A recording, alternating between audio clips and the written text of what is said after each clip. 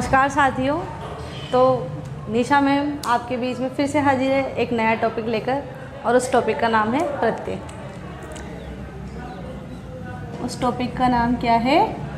प्रत्यय।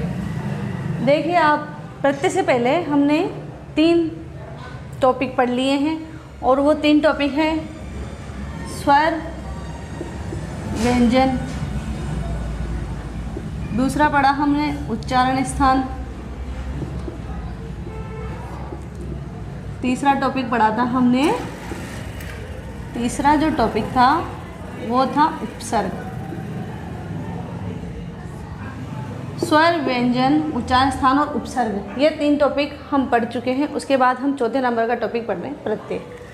अब देखो, प्रत्यय पढ़ने से पहले हम प्रत्यय के बारे में कुछ जान लेते हैं। तो सबसे पहले तो हम प्रत्यय की परिभाषा क्या होती है वो आप देखिए। प्रत्यय की परिभाषा होती है, प्रत्यय की परिभाषा, प्रत्यय की क्या परिभाषा होती है वो आप देखिए। वे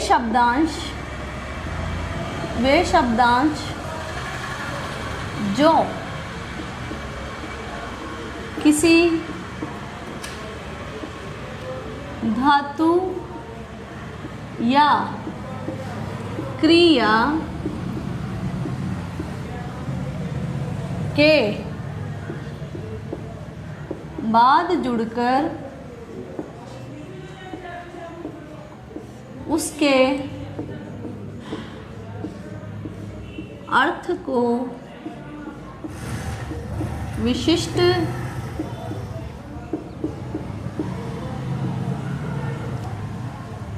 बना देते हैं, प्रत्यय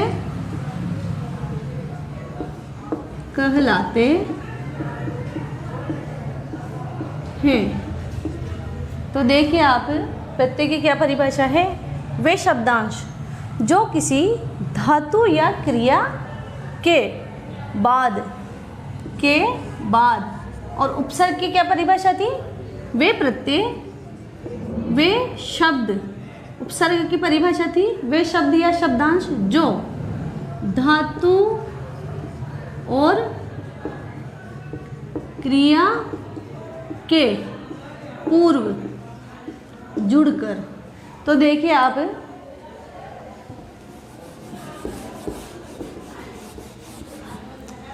प्रत्यय तो होते हैं ये धातु और क्रिया। मान लो ये कोई धातु और क्रिया है, तो धातु और क्रिया के जो पूर्व में जुड़ेगा, पूर्व में जो जुड़ेगा वो तो कहलाएगा उपसर्ग। पूर्व में जो जुड़ के अर्थ में विशिष्ट परिवर्तन ला दे वो तो कहलाएगा उपसर्ग, और बाद में जो जुड़कर अर्थ में विशिष्ट परिवर्तन ला दे वो कहलाता है प्रत्यय। वो क्या कहलाता है? प्रत्यय। तो इसकी परिभाषा देखिए, वे शब्दांश जो किसी धातु या क्रिया के बाद जुड़कर उसके अर्थ को विशिष्ट बना देते हैं, प्रत्यय कहलाते हैं। देखिए आप एक बार और, वे शब्दांश जो किसी धातु या क्रिया के बाद जुड़कर उसके अर्थ को विशिष्ट बना देते हैं, क्या कहलाते हैं? प्रत्यय कहलाते हैं। ये तो होगी इसकी परिभाषा। अब परिभाषा के बाद आप देखिए प्रत्यय कौन कौन से होते हैं। परिभाषा के बाद आप देखिए प्रत्यय कौन से होते हैं। तो पहले नंबर का प्रत्यय होता है कृदंत प्रत्यय। कृदंत प्रत्यय, कृदंत प्रत्यय। दूसरे नंबर का प्रत्यय होता है तद्धित प्रत्यय। दूसरे नंबर का प्रत्यय होता है तद्धित प्रत्यय। और तीसरे नंबर का प्रत्यय होता है स्त्री प्रत्यय। तीसरे नंबर का प्रत्यय क्या होता है? स्त्री प्रत्यय। तो देखिए आप, पहले नंबर का प्रत्यय होता है कृदंत प्रत्यय, दूसरे नंबर का प्रत्यय होता है तद्धित प्रत्यय और तीसरे नंबर का प्रत्यय होता है स्त्री प्रत्यय। अब ये हमने प्रत्यय के प्रकार पढ़ लिए। अब ये प्रत्यय के प्रकार क्या है इसके बारे में आप देखिए। तो सबसे पहले कृदंत प्रत्यय, तद्धित प्रत्यय और स्त्री प्रत्यय क्या होते हैं, इनकी परिभाषा हम देख लेते हैं।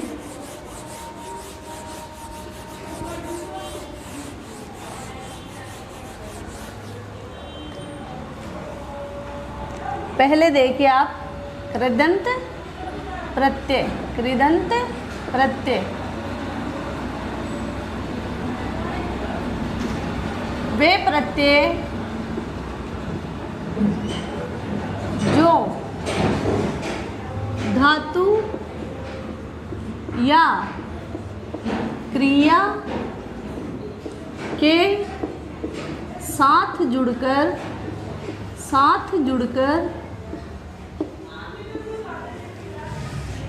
नए शब्द का निर्माण करते हैं। कृदंत, कृदंत प्रत्यय, कृदंत प्रत्यय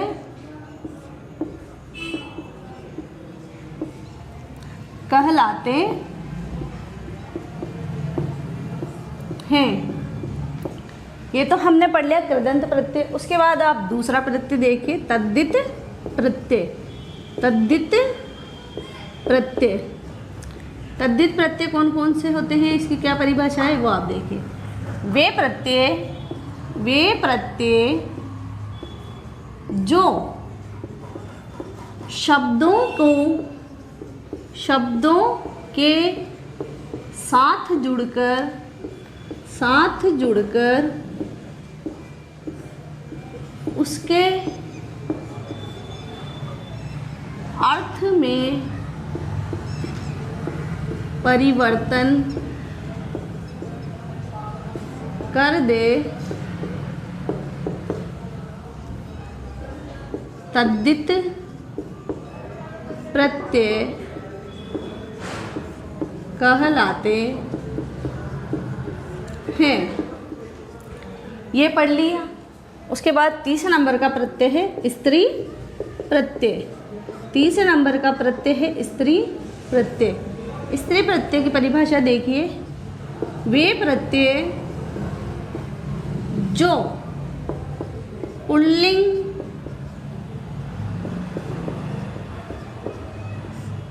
शब्दों के साथ जुड़कर उनका स्त्रीलिंग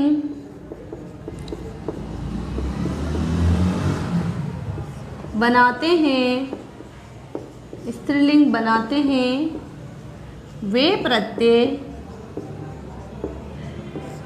स्त्री प्रत्यय कहलाते हैं। तो देखिए आप कृदंत प्रत्यय। अब कृदंत प्रत्यय के क्या उदाहरण हैं ये आप देखिए। देखो मैं यहाँ लिख देती हूँ छोटा सा। जैसे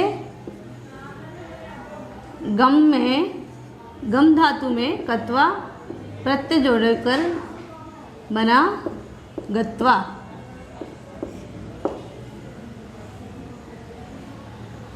गम में अनीय प्रत्यय जोड़ा तो बना गमनीय। ये तो होगी कृदंत प्रत्यय की बात। और तद्धित प्रत्यय वे प्रत्यय जो शब्दों के साथ जुड़कर उसके अर्थ में परिवर्तन कर दे, तद्धित प्रत्यय कहलाता है। जैसे बुद्धि में मतु प्रत्यय जोड़ेंगे तो बनेगा बुद्धिमान। क्या बना? बुद्धिमान। उसके बाद स्त्री प्रत्यय।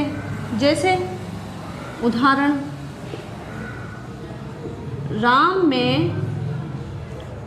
टा प्रत्यय जोड़ने पर बना रमा। क्या बना? रमा। तो देखिए आप इसकी परिभाषाएं हैं वो आप देख लीजिए एक बार। कृदंत प्रत्यय वे प्रत्यय जो धातु या क्रिया के साथ जुड़कर नए शब्द का निर्माण करते हैं वे कृदंत प्रत्यय कहलाते हैं। कृदंत प्रत्यय के क्या उदाहरण हैं? जैसे गम धातु में कत्वा प्रत्यय जोड़ेंगे तो बनेगा गत्वा, गम धातु में अनियर प्रत्यय जोड़ेंगे तो बनेगा गमनीय। तद्धित प्रत्यय क्या परिभाषा है? वे प्रत्यय जो शब्दों के साथ जुड़कर उसके अर्थ में परिवर्तन कर दे तद्धित प्रत्यय कहलाते हैं। तद्धित प्रत्यय कहलाते हैं, जैसे उदाहरण देखिए, बुद्धि में मतु प्रत्यय जोड़ा तो बना बुद्धिमान।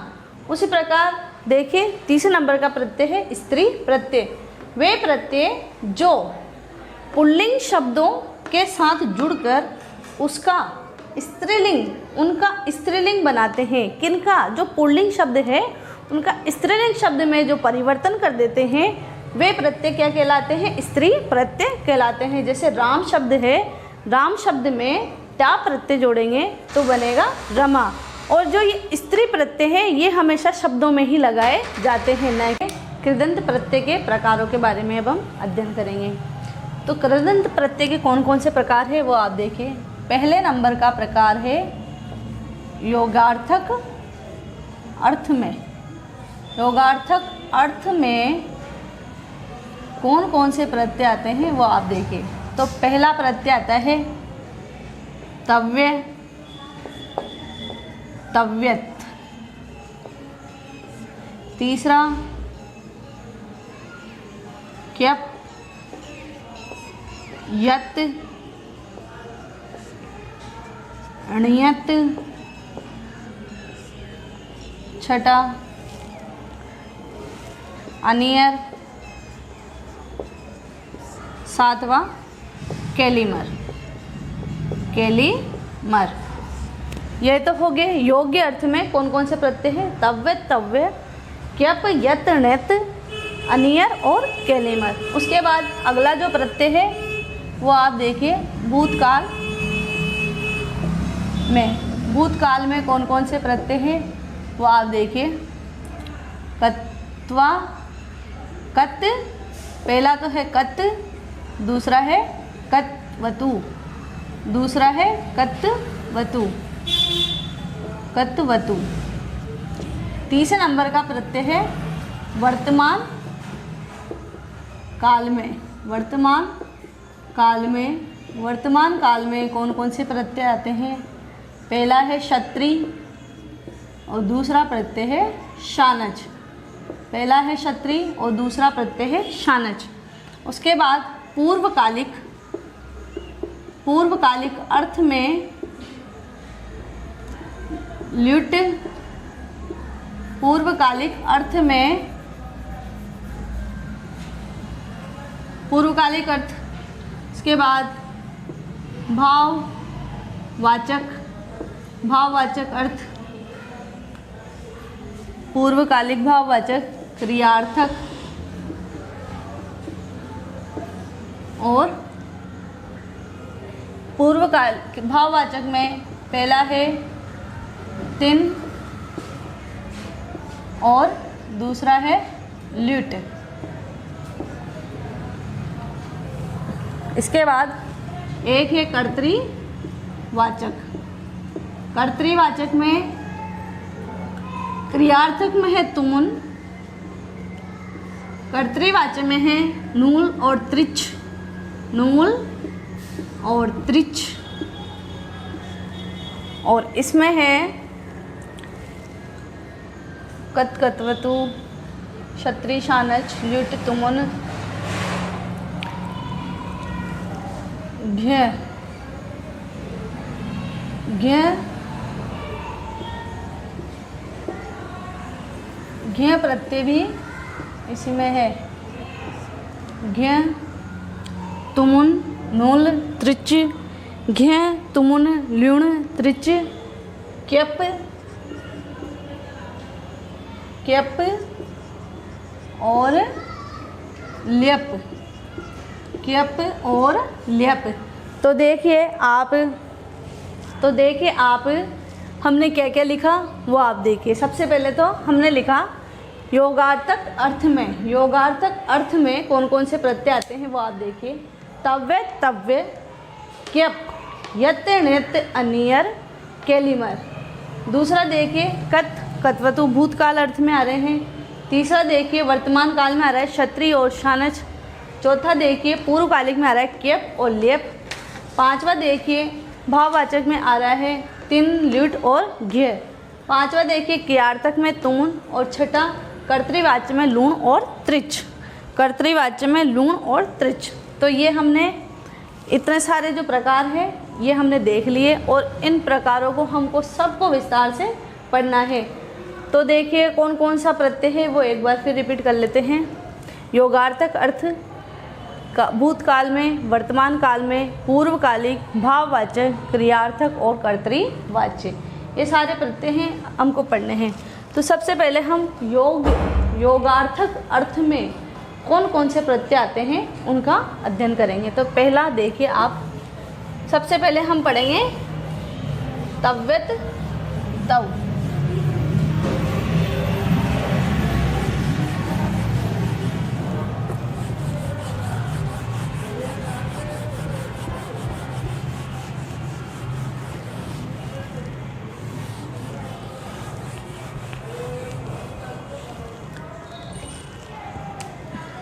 सबसे पहले हम पढ़ेंगे तव्य और तव्यत,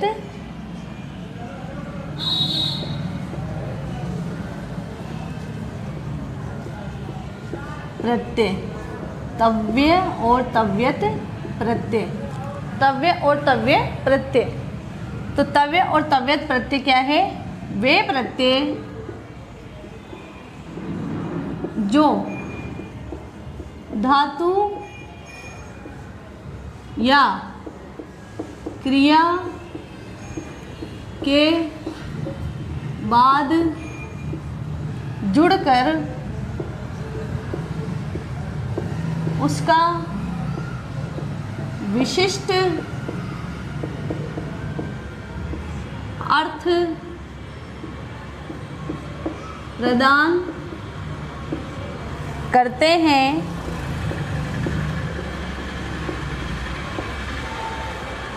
तव्यत और तव्य प्रत्यय कहलाते हैं।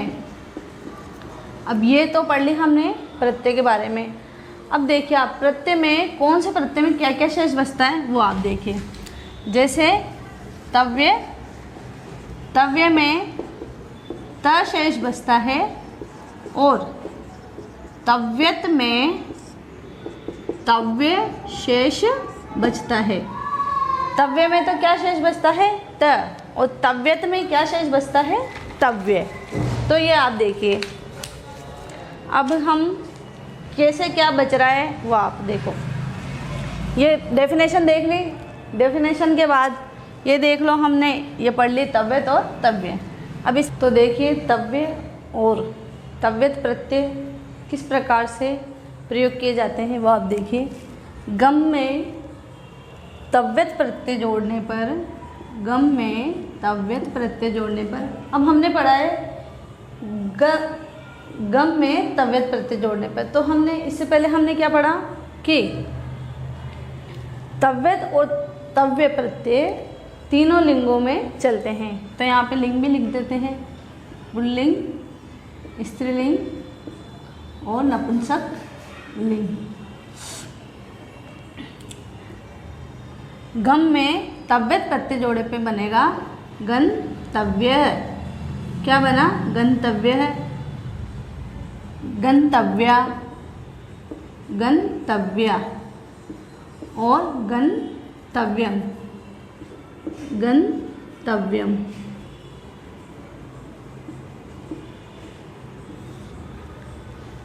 ये तो हुआ पुल्लिंग में तो बना गंतव्य, स्त्रीलिंग में बना गंतव्य और नपुंसक लिंग में बना गंतव्यम।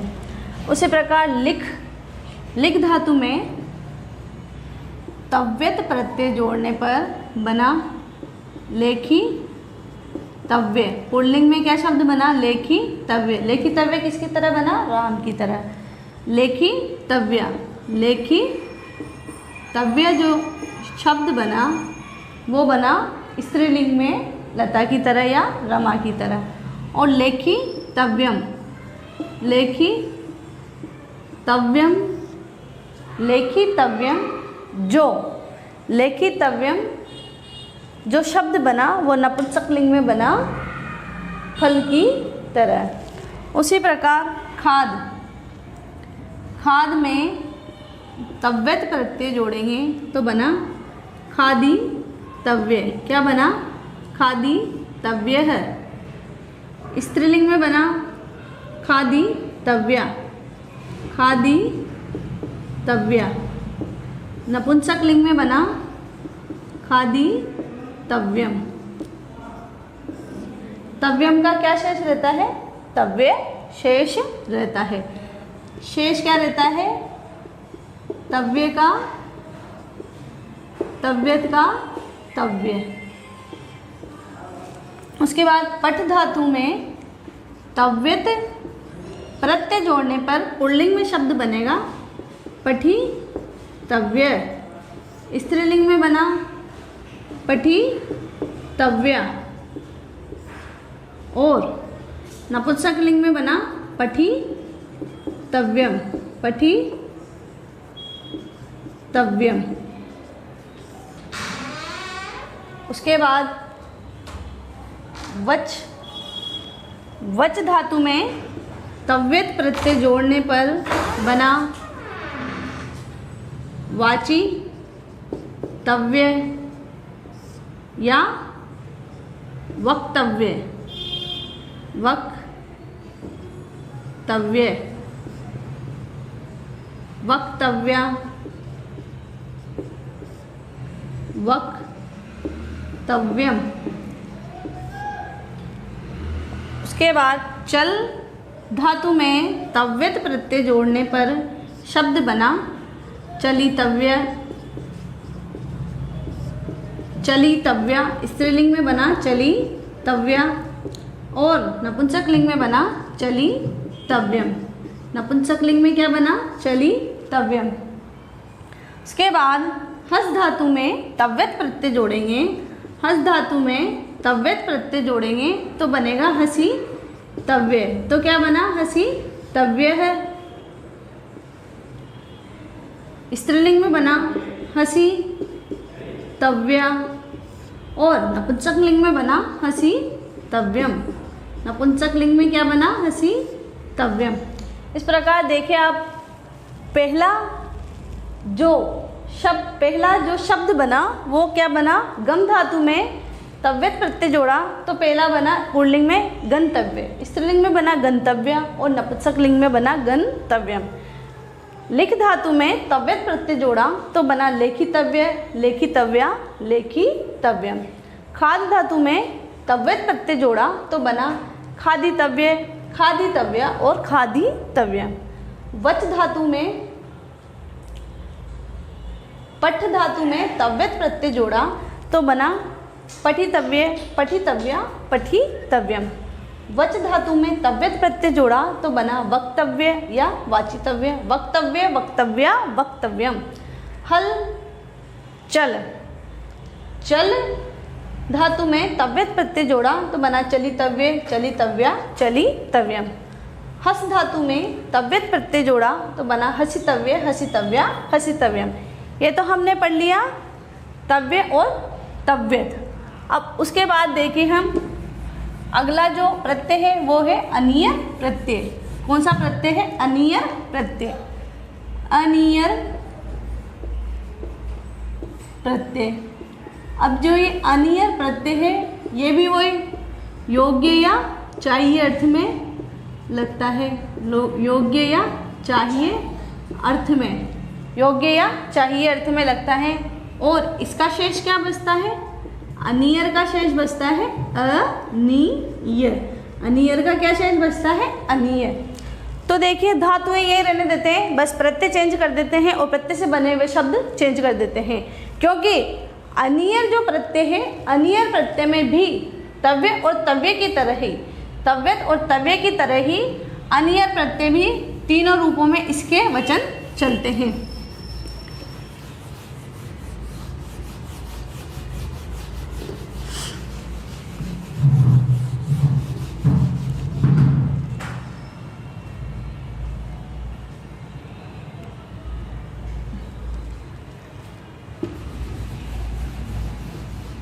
यहाँ तव्यत प्रत्यय की जगह कौन सा प्रत्यय रख देते हैं? अनियर प्रत्यय, अनियर प्रत्यय। तो गम धातु में अनियर प्रत्यय जोड़ा तो बना गमनीयः, पुल्लिंग में बना गमनीयः, स्त्रीलिंग में बना गमनीया और नपुंसक लिंग में बना गमनीयम। अब इसमें बड़ी की मात्रा इसलिए लगाएंगे क्योंकि यहाँ पे भी बड़ी की मात्रा लगी हुई है। उसके बाद लिख धातु में अनियर प्रत्यय, लिख धातु में अनियर प्रत्यय जोड़ने पर पुल्लिंग में शब्द बना लेखनीय, पुल्लिंग में शब्द बना लेखनीयः, स्त्रीलिंग में शब्द बना लेखनीया, स्त्रीलिंग में क्या बना? लेखनीया, और नपुंसक लिंग में बना लेखनीयम, स्त्रीलिंग में लेखनीय और नपुंसक लिंग में बना लेखनीयम। उसके बाद खाद, खाद धातु में अनियर प्रत्यय जोड़ने पर, खाद धातु में अनियर प्रत्यय जोड़ने पर बना खादनीय, खादनीयः, स्त्रीलिंग में बना खादनीया और नपुंसक लिंग में बना खादनीयम। इसी प्रकार पठ धातु में अनियर प्रत्यय जोड़ने पर बना, पठ धातु में अनियर प्रत्यय जोड़ने पर बना पठनीय, पठनीया, पठनीयम।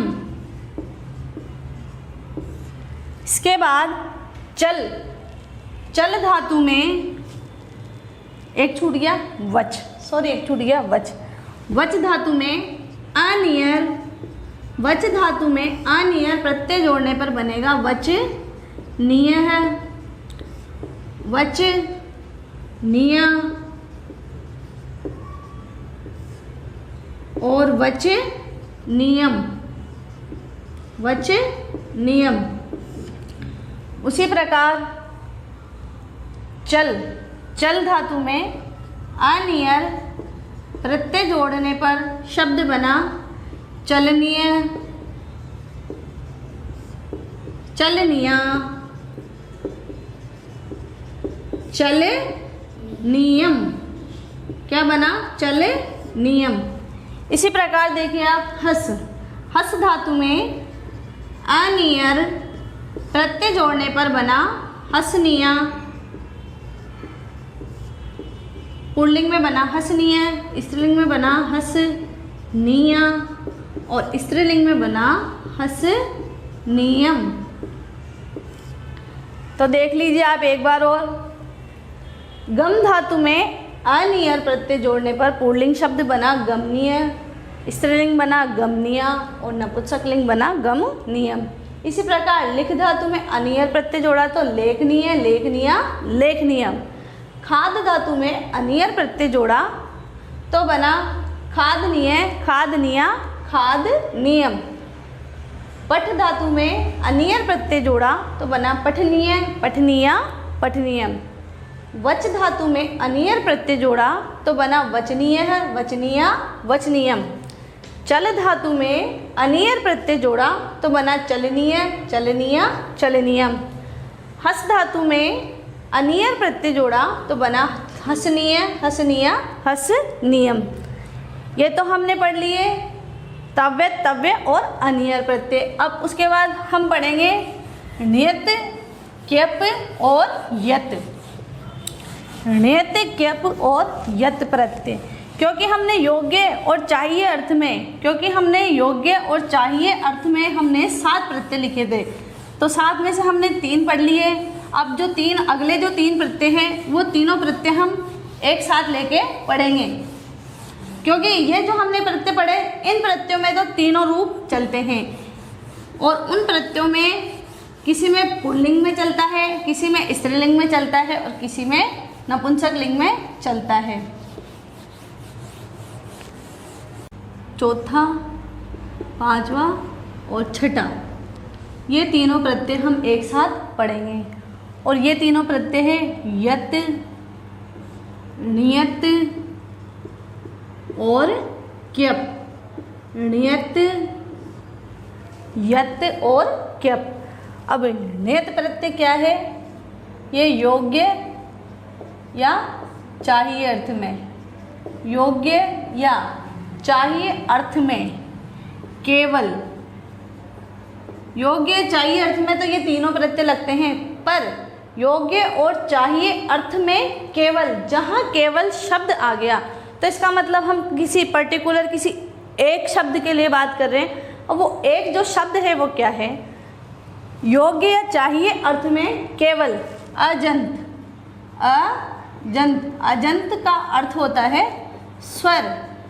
जो स्वर से निर्मित, स्वर से निर्मित जो धातुएं हैं उन्हीं धातुओं के साथ यत प्रत्यय का प्रयोग किया जाता है। उन्हीं धातुओं के साथ यत प्रत्यय का प्रयोग किया जाता है। तो अजंत धातुओं में यत प्रत्यय लगाए जाते हैं योग्य या चाहिए अर्थ, सेम वही योग्य या चाहिए अर्थ में केवल हलंत या हलंत और जो रीकारांत जो धातुएं होती है उन धातुओं में यत प्रत्यय लगाया जाता है। उसके बाद योग्य या चाहिए अर्थ में, योग्य या चाहिए अर्थ में इसमें फिक्स धातुएं होती है, इसमें फिक्स धातुएं होती है। उन्हीं धातुओं के साथ केवल क्यप प्रत्यय का प्रयोग किया जाता है और वे धातु हैं एति, स्तु, शाश, व्री, द्रि, जुष। एति, स्तु, शाश, व्री, द्रि, जुष। यह एक सूत्र है। इस सूत्र में जितनी धातुएं हैं केवल उन्हीं धातुओं के साथ क्यप प्रत्यय का प्रयोग किया जाता है। तो देखिए यत प्रत्यय का प्रयोग तो योग्य चाहिए अर्थ में तीनों ही प्रत्यय का प्रयोग योग्य और चाहिए अर्थ में लिया जाता है। उसके बाद अब देखिए ये तो हमने पढ़ लिया। अब कौन कौन से रूप में इसके प्रत्यय चलते हैं तो देखिए तीनों लिंगों में चलते हैं। तीनों लिंगों में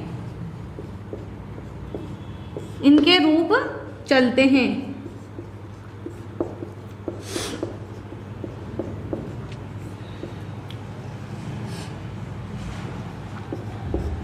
तीनों लिंगों में, तीनों लिंगों में इसके रूप चलते हैं। तीनों लिंग कौन कौन से हैं? पुल्लिंग, स्त्रीलिंग और नपुंसक लिंग। पुल्लिंग, स्त्रीलिंग और नपुंसक लिंग। पुल्लिंग, स्त्रीलिंग और नपुंसक लिंग। तो एक बार आप देख लीजिए। यत प्रत्यय योग्य या चाहिए अर्थ में केवल अजंत अर्थात जो स्वर वाली जो धातुएं होती हैं उनमें यत प्रत्यय का प्रयोग किया जाता है। णित प्रत्यय का प्रयोग योग्य और चाहिए अर्थ में केवल हलंत और ऋकारांत जो धातुएं होती है उन तीनों धातुओं में इस णियत प्रत्यय का प्रयोग किया जाता है। उसके बाद क्यप प्रत्यय, क्यप प्रत्यय योग्य और चाहिए अर्थ में एति स्तुशास व्रीद्रि जुष, एति स्तुशास व्रीद्रि जुष अर्थात स्तु धातु, शास धातु, व्री धातु, द्रि धातु और जुष धातु, इन सब धातुओं में क्यप प्रत्यय का प्रयोग किया जाता है और ये तीनों प्रत्यय तीनों लिंगों में चलते हैं। तो सबसे पहले यत प्रत्यय देख लेते हैं। यत प्रत्यय पढ़ेंगे और यत प्रत्यय का शेष क्या बचता है? यत प्रत्यय का शेष बचता है य। यत प्रत्यय में क्या शेष बच रहा है? य। और यत प्रत्यय हमेशा कौन सी धातु में लगाया जाता है? अजंत धातु में। और इसके तीनों रूप चलेंगे, पुल्लिंग, स्त्रीलिंग और नपुंसक लिंग। पुल्लिंग जो शब्द है वो बनेगा 1 2 3 4 5, 1 2 3 4। तो देखिए सबसे पहले ची, ची धातु को यत प्रत्यय के साथ जोड़ने पर बनेगा चेयः, चेया स्त्रीलिंग में और नपुंसक लिंग में बनेगा चेयम। उसी प्रकार नी धातु में यत प्रत्यय जोड़ा तो बना नीयः, नीया और नियम। उसी प्रकार भू धातु में यत प्रत्यय जोड़ने पर बना भव्य, भव्या, भव्यम। क्या बना? भव्यम। उसी प्रकार श्रु धातु में यत प्रत्यय जोड़ने पर बना श्रव्यः, स्त्रीलिंग में बना श्रव्या और नपुंसक लिंग में बना श्रव्यम। इसके बाद भू धातु में यत प्रत्यय जोड़ने पर बना हव्य, हव्याः और हव्यम। तो आप देखिए ची धातु में यत प्रत्यय जोड़ने पर बना चेयः, चेया, चेयम तीनों लिंगों में। नी प्रत्यय जोड़ने पर बना नीयः, नीया, नियम या फिर नेयः, नेया और नेयम, ये भी बन सकता है। उसी प्रकार भू धातु में यत प्रत्यय जोड़ने पर बना भव्य, भव्या, भव्यम। श्रु धातु में यत प्रत्यय जोड़ने पर बना श्रव्य, श्रव्या, श्रव्यम। भू धातु में हव्य प्रत्यय जोड़ने पर बना हव्य, हव्या, हव्यम। ये तो हमने पढ़ लिए यत प्रत्यय। अब उसके बाद हम पढ़ते हैं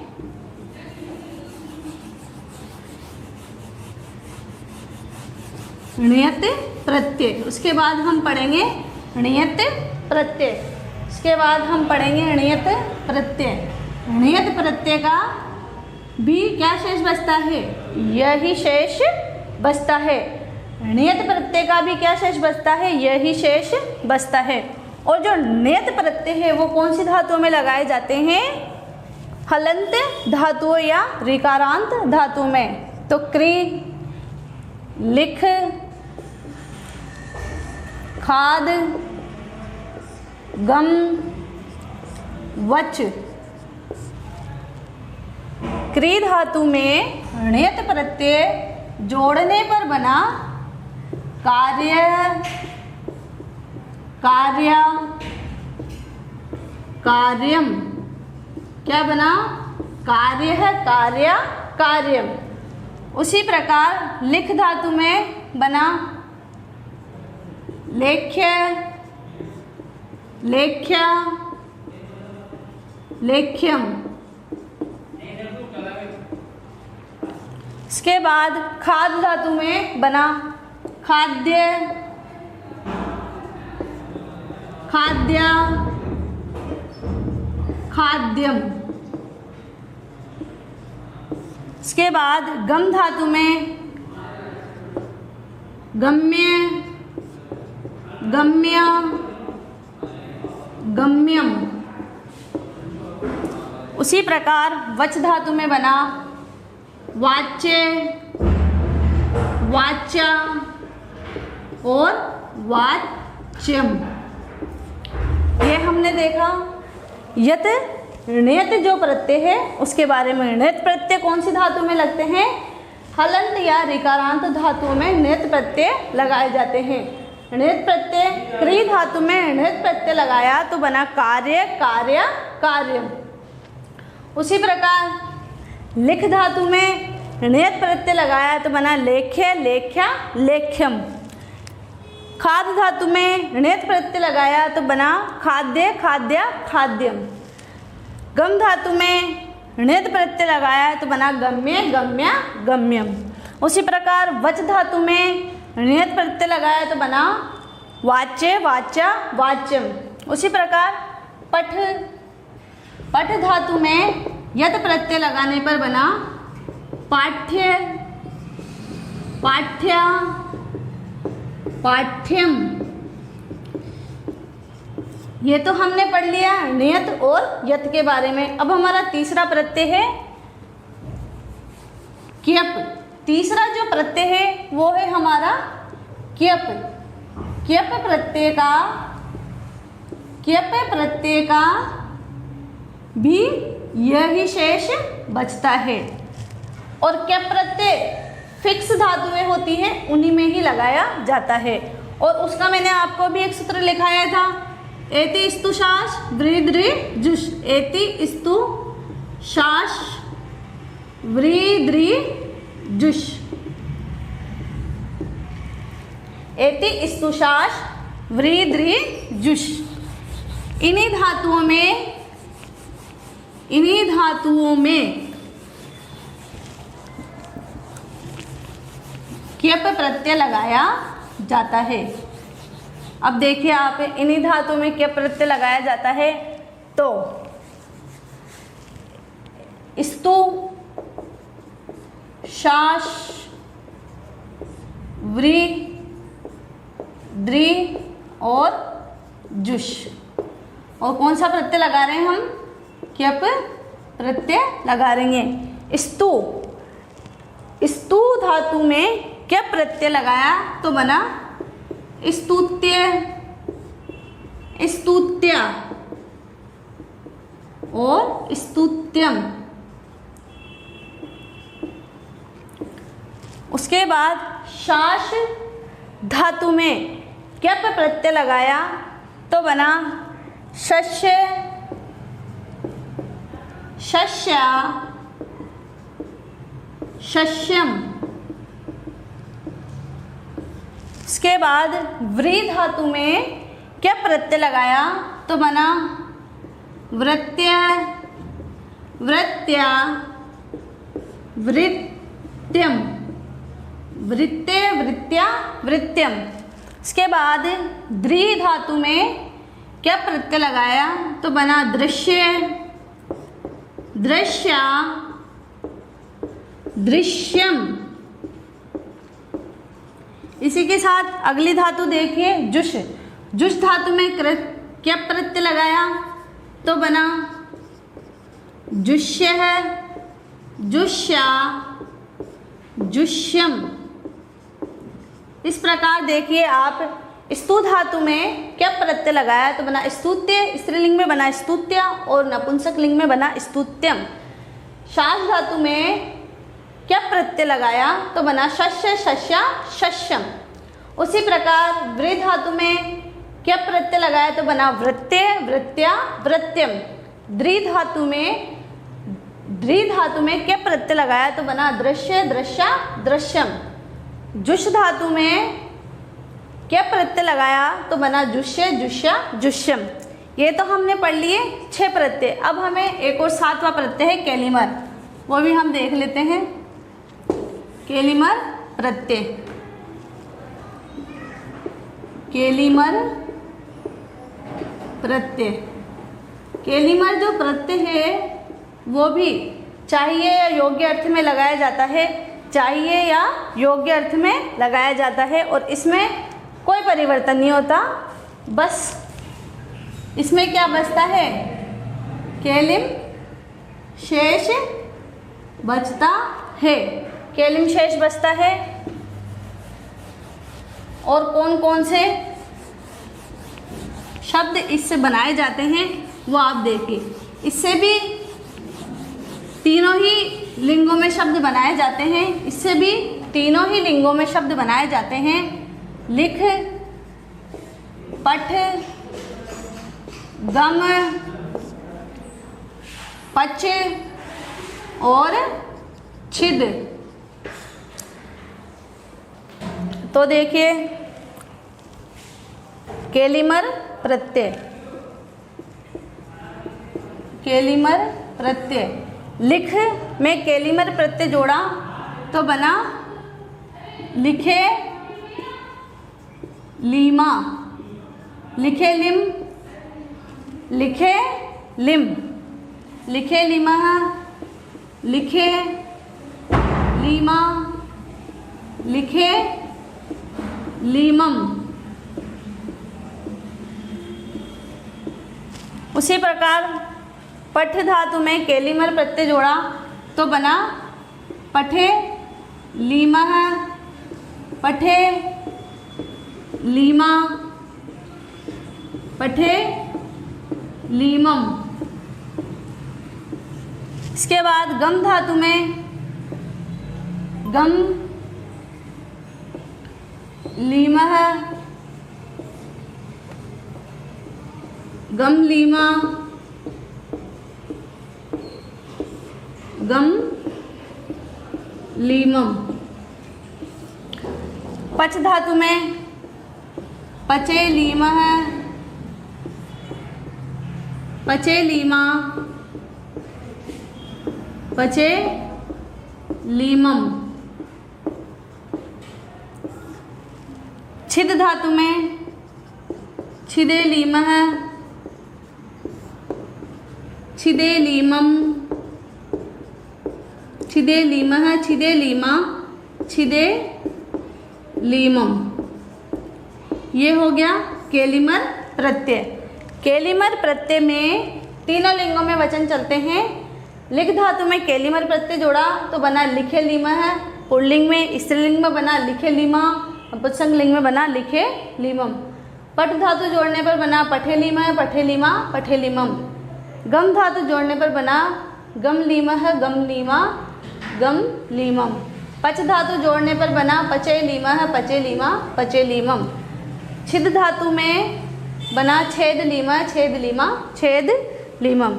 इस प्रकार हमने 7 प्रत्यय पढ़ लिए और 7 प्रत्यय में हमने केवल जो योग्य और जो चाहिए अर्थ, योग्य और जो चाहिए अर्थ थे वही प्रत्यय हमने पढ़े। उसके बाद अगला प्रत्यय